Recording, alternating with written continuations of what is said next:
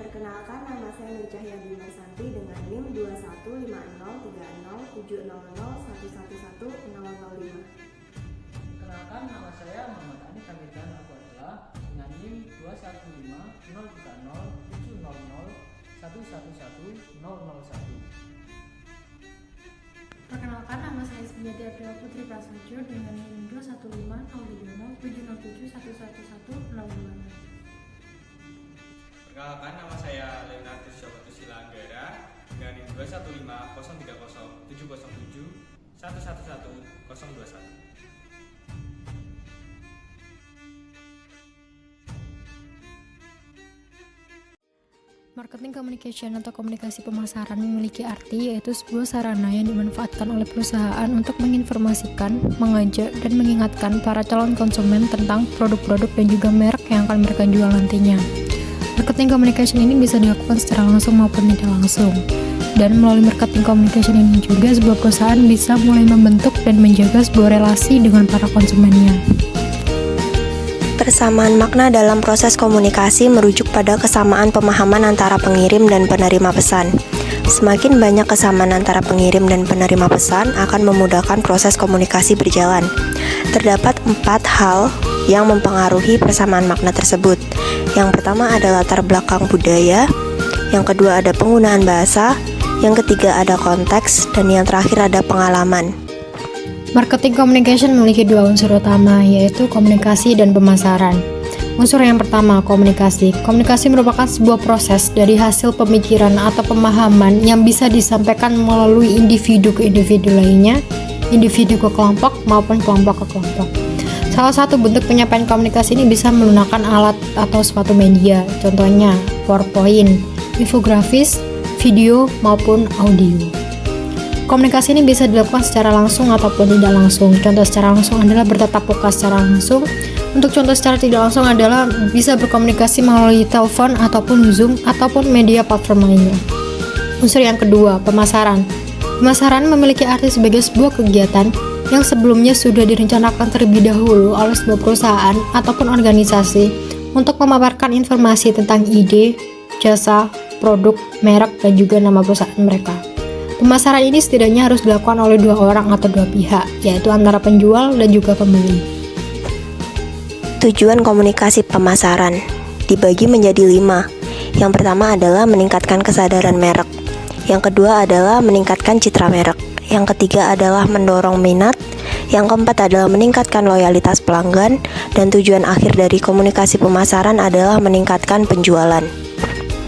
Berikut merupakan bentuk-bentuk komunikasi pemasaran. Yang pertama, penjualan perorangan.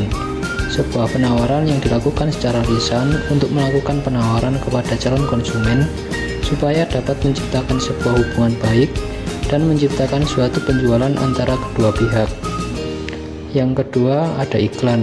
Iklan dalam komunikasi pemasaran adalah bentuk promosi produk, layanan, atau merek yang menggunakan media massa atau saluran lainnya untuk mencapai target audiens.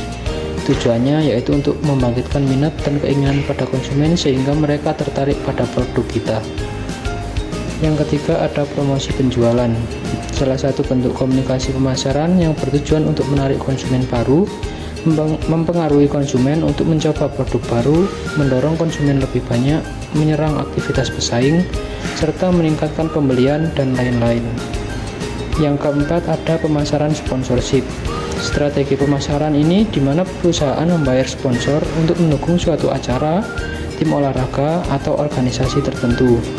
Tujuannya yaitu meningkatkan kesadaran akan suatu merek dan memperkuat citra merek dengan mengaitkan merek dengan sesuatu yang positif. Yang kelima ada pemasaran langsung. Bentuk pemasaran ini di mana perusahaan berkomunikasi secara langsung dengan konsumen untuk mempromosikan produk atau layanan mereka. Hal ini dapat dilakukan melalui email, pesan teks, maupun media sosial. Yang keenam ada trade promotion. Trade promotion ini yaitu mengadakan gerakan pemasaran ke pedagang-pedagang eceran. Yang ketujuh ada public relation atau hubungan masyarakat. Tujuan utamanya yaitu untuk meningkatkan citra publik, membangun reputasi yang baik, serta memperkuat hubungan stakeholder. Yang kedelapan ada corporate advertising, yaitu di mana mempromosikan citra perusahaan ke masyarakat luas. Corporate advertising biasanya menampilkan pesan-pesan yang abstrak atau bersifat emosional, seperti nilai perusahaan, visi misi, dan tanggung jawab sosial perusahaan. Yang kesembilan yaitu ada customer service. Menurut Kashmir tahun 2008, customer service merupakan setiap aktivitas yang ditujukan untuk memberi tambahan kepuasan kepada pelanggan melalui servis yang mampu memenuhi aktivitas dan kebutuhan pelanggan. Menurut Turlow, Lange, dan Tonick, Computer Mediated Communication atau yang biasa disebut dengan CMC ini merupakan sebuah proses komunikasi melalui komputer yang melibatkan orang lain dan disituasikan pada konteks tertentu serta terlibat dalam proses-proses membentuk media untuk berbagai tujuan. Komputer di sini merujuk pada perkembangan zaman yang saat ini sudah sangat maju. Contohnya kita bisa berkomunikasi secara tidak langsung, yaitu bisa menggunakan telepon ataupun Zoom. Salah satu cara untuk mendukung komunikasi pemasaran adalah dengan penggunaan internet. Ada beberapa hal yang dapat menjadi karakteristik dalam penggunaan komunikasi internet, diantaranya yang pertama adalah kecepatan. Internet memungkinkan pengguna untuk berkomunikasi dalam waktu yang relatif singkat. Terlebih lagi dengan adanya teknologi broadband dan jaringan 5G yang semakin cepat. Kemudian tidak terbatas. Internet memungkinkan pengguna untuk berkomunikasi dengan siapa saja, di mana saja dan kapan saja, tanpa terbatas oleh batasan geografis ataupun waktu. Fleksibel.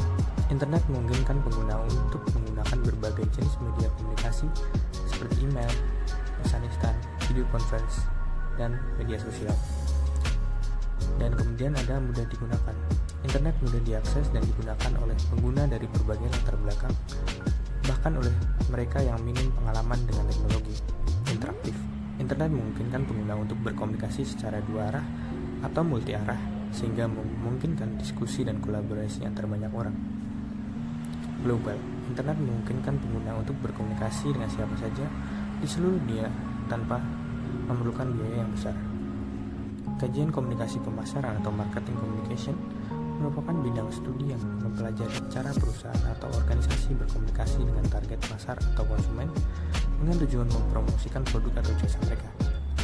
Kajian ini mencakup strategi komunikasi, saluran komunikasi, dan alat komunikasi yang digunakan untuk mencapai tujuan pemasaran.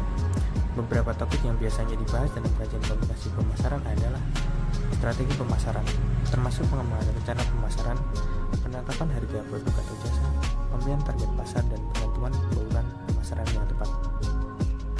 Alat komunikasi pemasaran termasuk iklan, promosi penjualan, publisitas, personal selling, dan pemasaran langsung. Desain pesan termasuk pembuatan pesan yang efektif untuk iklan atau promosi yang akan disampaikan kepada target pasar. Pemilihan saluran komunikasi termasuk pemilihan saluran komunikasi yang tepat untuk mencapai target pasar seperti media massa, media sosial, atau pemasaran melalui influencer. Evaluasi hasil termasuk pengukuran efektivitas strategi pemasaran dan perbaikan yang perlu dilakukan.